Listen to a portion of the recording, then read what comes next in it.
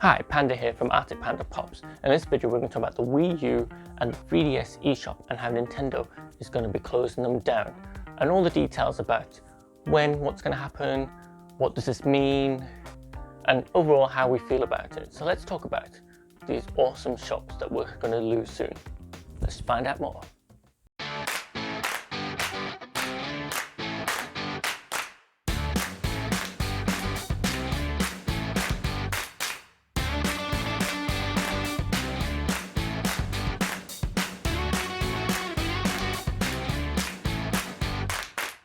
It comes with great sadness that Nintendo is going to be closing these eShops down. The Wii U eShop, the 3DS eShop contain many exclusives. So how it's going to work is that they're closing down. You can't pay with your own money at the end of May this year, so they haven't given us much notice to even add our own credit. So it's a bit of a mad panic of like, what credit should I add? How much should I add? You can't add eShop points after the end of August this year, and then at the end of March next year you will no longer be able to purchase any, so whatever credit you've got, use it up.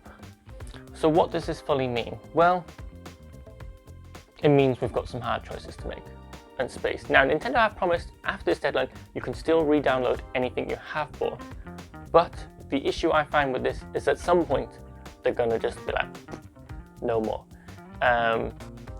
So you really got to think about which eShop games you want to buy. Now the Wii U is a great source of some virtual console games. It's one of the few places that you can actually play your DS games. You can buy DS games and play them on your TV, which isn't something you can really do. So for example, I'm really looking into maybe getting the Legend of Zelda Spirit Tracks. Now I have portable devices that I probably could buy the cartridge, but prices seem to vary online and some good prices on the eShop. But what this also means as well, with these few DS games they're going to hit, A, play them on TV is great, because I'm not really one for like wanting to play portable all the time, especially the longer games. And B, a chance for streamers and live streamers, Twitch streamers, YouTube streamers, wherever you're streaming, be able to stream and play DS games on stream, which is not something you can really do unless you've got some like professional modified DS or 3DS. And they're a little bit risky and can damage your equipment, so you don't want to gamble too much with those. So Nintendo put a statement up online, and I'll put that on the video now and I'll read that out to you. Hello.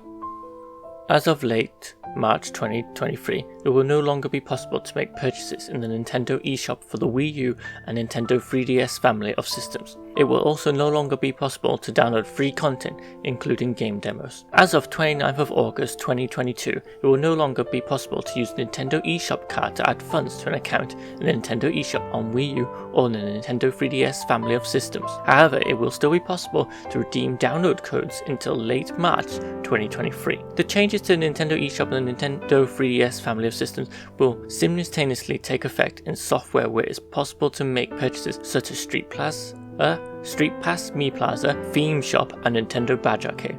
Even after late March 2023 and for the foreseeable future, it will still be possible to re-download games and DLC, receive software updates, and enjoy online play. For more information, please visit support.nintendo.com Nintendo eShop team.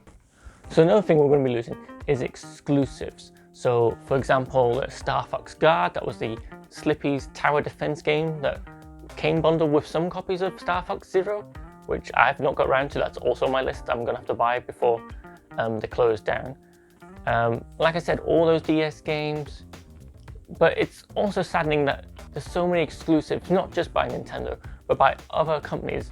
They've not really had the chance on anything else. Sure, lots of games have come onto Steam, come onto the Switch shop, but another thing I'm really going to miss, and this happened when the Wii shop closed down the other year, it's just the overall presentation. Now if you go on your 3DS or Wii U, and I've got some footage playing here on this video anyway, and we'll have a little bit of the sound of the music. The music made a big difference. Wii shop channel music was great. Wii U's got shopping music, 3DS got shopping music, Switch, nothing, missing it. So I'm going to play a little bit of the Wii U shopping music for you now.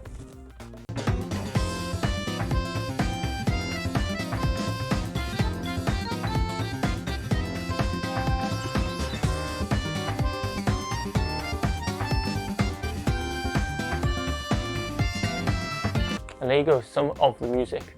And it just made a difference. I just don't understand why the Switch are missing these features. Another thing we're going to miss out on the 3DS are themes. Themes are great. I've actually got a Splatoon 2 theme that plays Splatoon 2 music as well in the background. It's just so great as the background. Switch, blankness, no themes at all. And I don't understand, because the Switch is kind of like a hybrid console between being your main console and your portable handheld device. So you'd think they'd still have some of those features. Another thing I love on the 3DS was the folders, and there's a way in the arcade badge thing to get like different icons as well. Now, I'm not saying the folders are disappearing, but I like these ideas that are around, and some of them did involve like getting stuff where you're no longer going to be able to make any more purchases to get those. You know, no more themes, no more badges from the arcade badge thing. So that is really disappointing. And I just feel like those are the things that I'm going to miss as well. Another thing, I really like the layout, especially on the Wii U. The Wii U eShop just looks more enticing and more readable. You're like looking through like, oh, the virtual console, which is another thing we'll mention in a minute. But you've got like categories.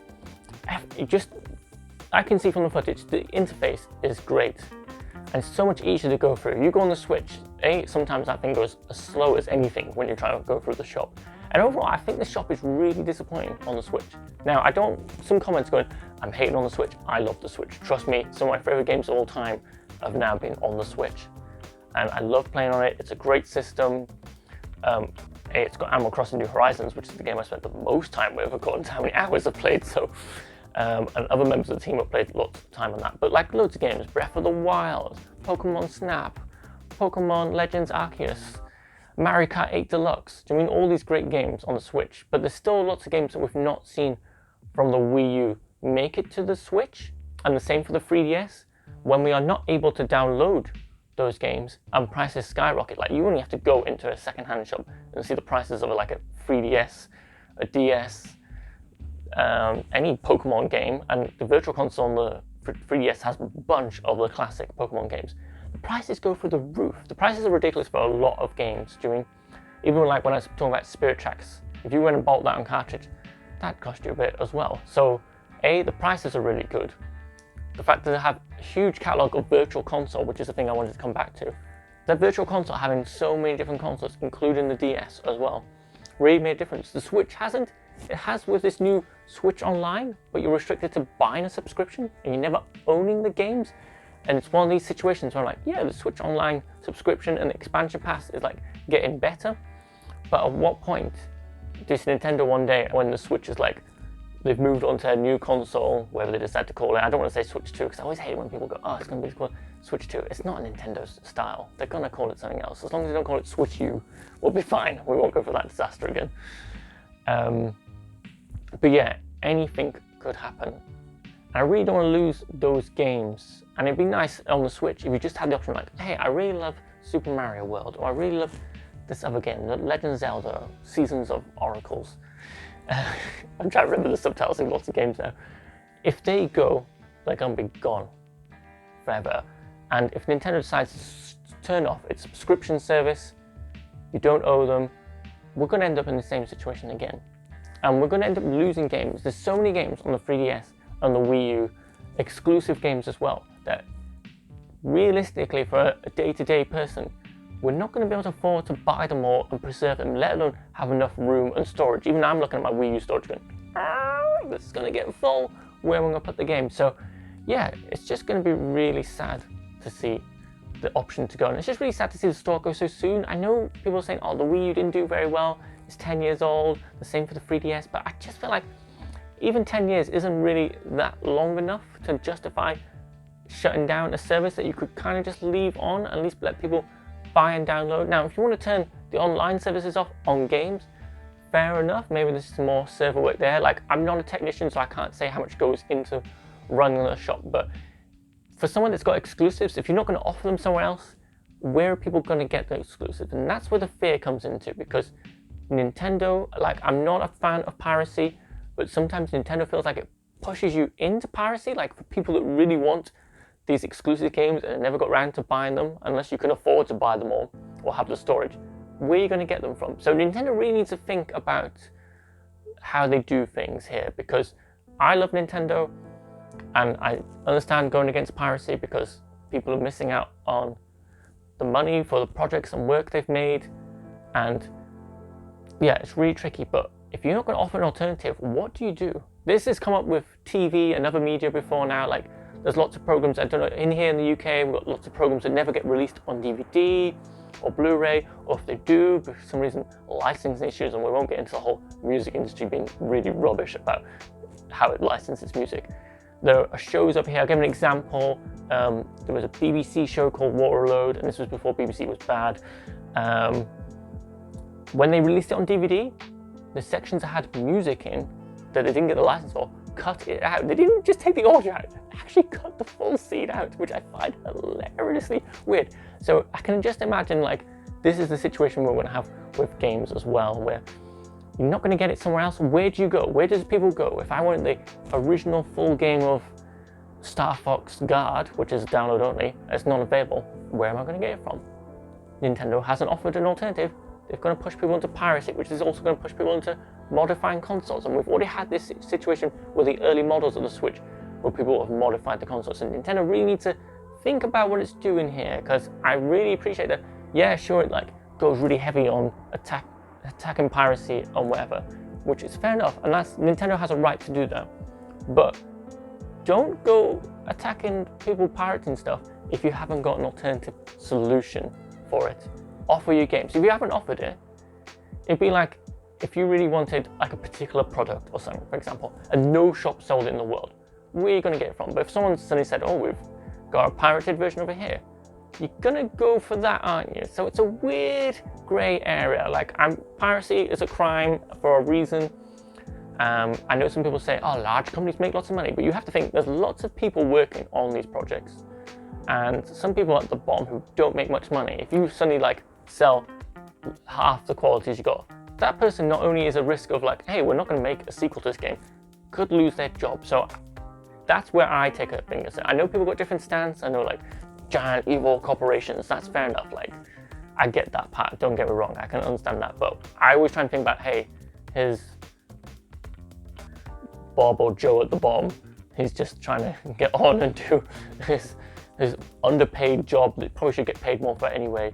So those are people I worry about. And there's the same with this. There's lots of indie developers who've made games for the Wii U and the 3DS that are exclusive. They haven't put it somewhere else. Maybe they've lost the money to be able to release it somewhere else. My concern is, like, if people can't buy that game, does that mean an income stop for them? And you think maybe they don't sell many copies, but maybe they sell enough copies to keep going.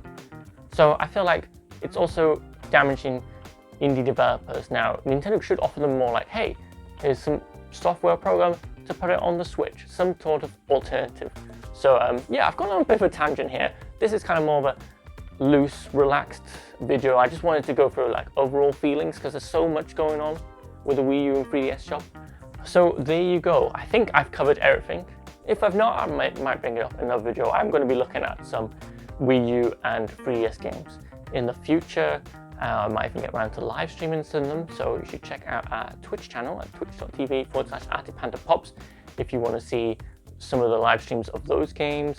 If you're watching on YouTube, remember to like and subscribe.